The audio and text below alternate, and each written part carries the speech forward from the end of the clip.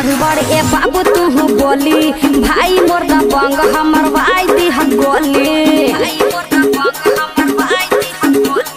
बोला जानी बढ़ी बढ़ ए बाबू तू बोली भाई मोर दा बंग हमर भाई दी हम गोली तहाई बड़ घर के बेटी बाजावा देव घनाटा तहाई बड़े घर के बेटी बाजावा देव घनाटा। अरे तो सुना ये करे जा है कोई रिया के बेटा तो बेटा है कोई रिया के बेटा बोल बानी भानाटा चला भानाटा में होई हो आगे तो खुद समझदार बाड़ू। अरे अरे अरे ढेर मत बोला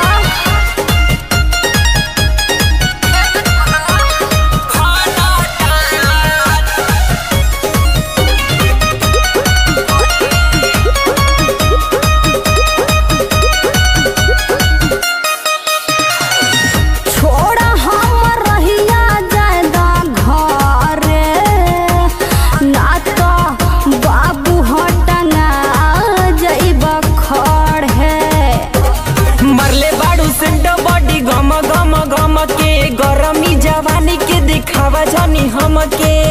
छोड़ा हम रहिया जाए घर नाही तो टंगाई जइब खड़ है। मरले बाड़ू सेंट बॉडी गम गम गम के गरमी जवानी के दिखावा जानी हमके त दूर हट ना तो खा जाइब दू चार डनाटा त दूर हट ना तो खा जाइब दू चार डनाटा। बोला ना बड़ा छटकत बड़ हो है कोई रिया के बेटा बेटा है कोई रिया के बेटा बोले बानी भानाटा चला भानाटा में होई हो का होई हो उहे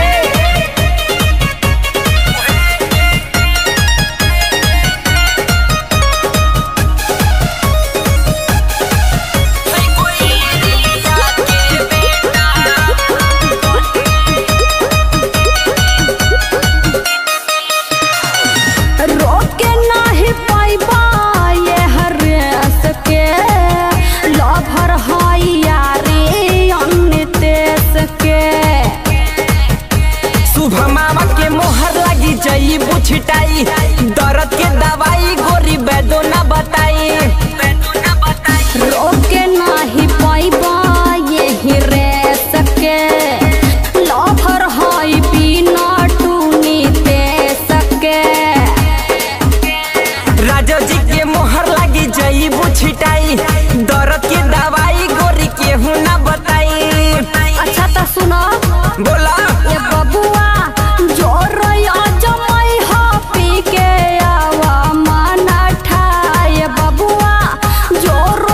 जमाई हा पी के आवा माना ठा। बोला ना है कोई रिया के बेटा एकदम से उहे हुआ का है कोई रिया के बेटा